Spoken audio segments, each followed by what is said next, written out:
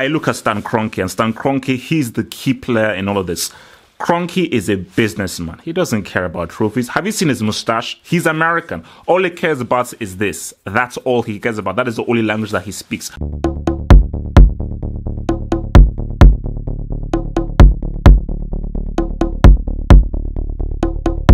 The moments of truth for Arsene Wenger.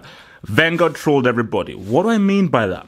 Wenger had this all part of his plan. He said, you know what, I'm not going to give you top four, but I'm going to give you an FA Cup win, and I'm going to give you a comprehensive FA Cup win to really bamboozle you and make it hard for you to tell me to leave and sack. So this is the week.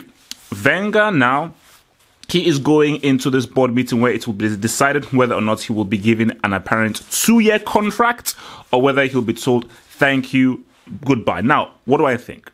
I do believe that the best thing to happen is for Wenger to leave.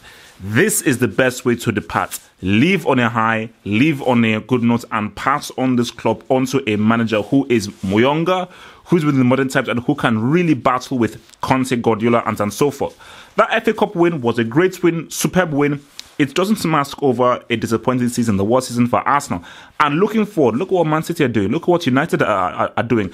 And Wenger, bless his soul, his mantra has always been, I'm not going to spend all that kind of money on a player. I'm not going to spend 60 million, 70 million on a player, most especially a defender. But the game has changed.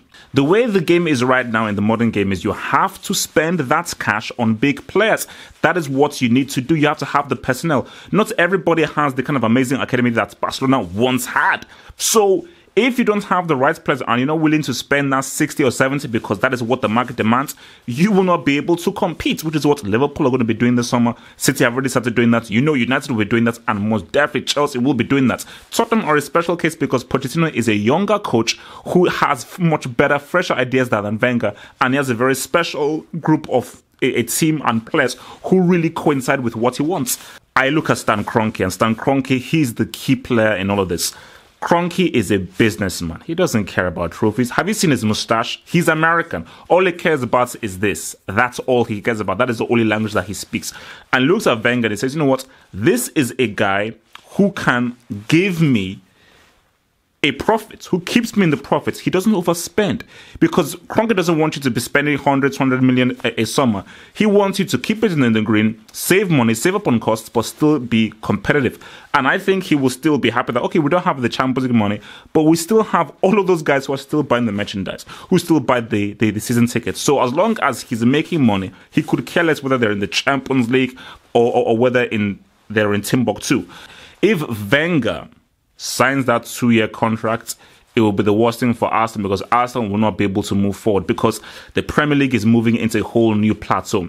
This is the most competitive that the Premier League has been, and it is only going to get much more competitive, because when you look at Liverpool, Tottenham, who knows what Everton could do? United are going to perform much more better, and the game demands spending power. It demands you to splash out that cash, and if Wenger is not willing to play that game and will still say, hey man, Rob Holding, good player, we didn't spend that much on him, but if you're not willing to spend that kind of money and you can't keep a hold of an Alexis Sanchez and you can't replace an Alexis Sanchez, sorry, man, you're not going to sniff another title. And is an FA Cup really enough?